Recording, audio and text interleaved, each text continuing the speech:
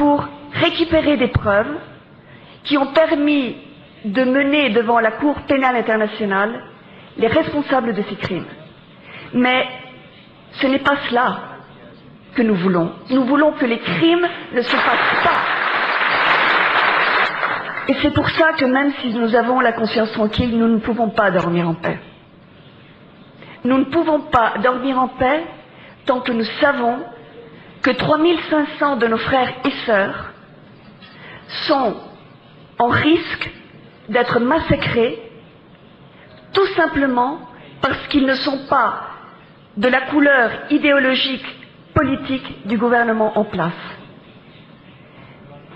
Alors, que nous faut-il? Que devons-nous faire? Qu'est-ce qui nous manque? Eh bien, si nous regardons ce qui nous manque, nous sommes effrayés aussi de voir qu'il nous manque si peu.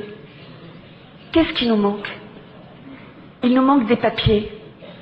Il nous manque des papiers, des documents.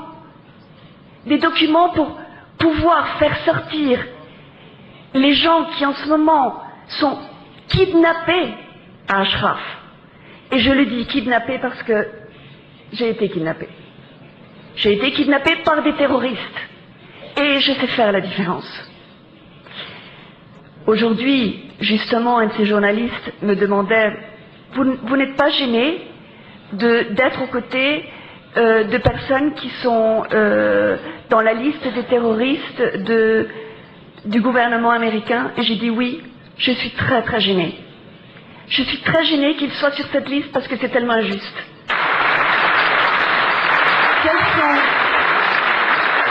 Quels sont les terroristes dans le monde qui, devant l'armée américaine, font un pacte et rendent leurs armes? Quels sont les terroristes qui ont besoin de protection de l'ONU pour pouvoir se défendre? Quel est ce monde absurde dans lequel nous sommes en train de criminaliser les victimes? Comment pouvons-nous encore penser que les personnes qui sont à Ashraf puissent être des terroristes ou assimilés à des terroristes ou inclus dans une liste de terroristes n'importe où dans le monde?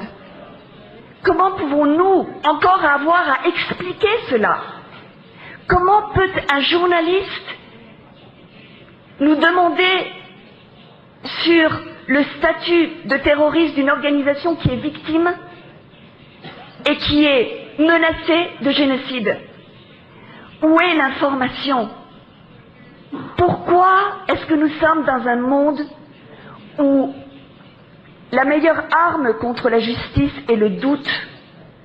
Ce doute qui est semé de façon insidieuse, comme un poison, pour faire que les gens de bien ne puissent pas s'unir et ne puissent pas lutter.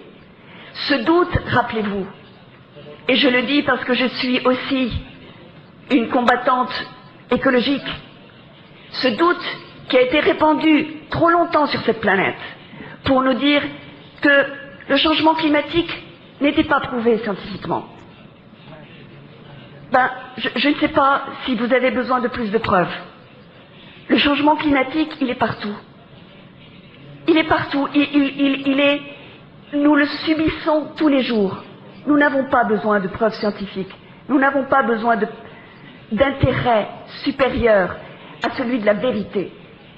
Et je trouve que dans le cas du camp d'Ashraf, nous sommes devant cette même politique insidieuse du doute. Créer un doute pour limiter la possibilité de nous unir et de vous défendre et de nous défendre. Car finalement, lorsque nous sommes tous ici présents pour Ashraf, nous sommes tous ici parce que nous avons aussi souffert, parce que nous savons ce que c'est de ne pas avoir de solidarité, de ne pas avoir de personnes pour vous soutenir.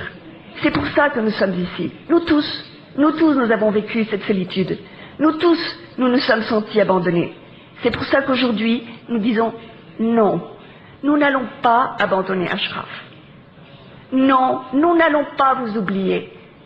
Non, nous n'allons pas subir la pression de ceux qui veulent créer le doute. Alors oui, nous devons penser à ceux qui ont des responsabilités plus importantes que les nôtres et qui peuvent faire.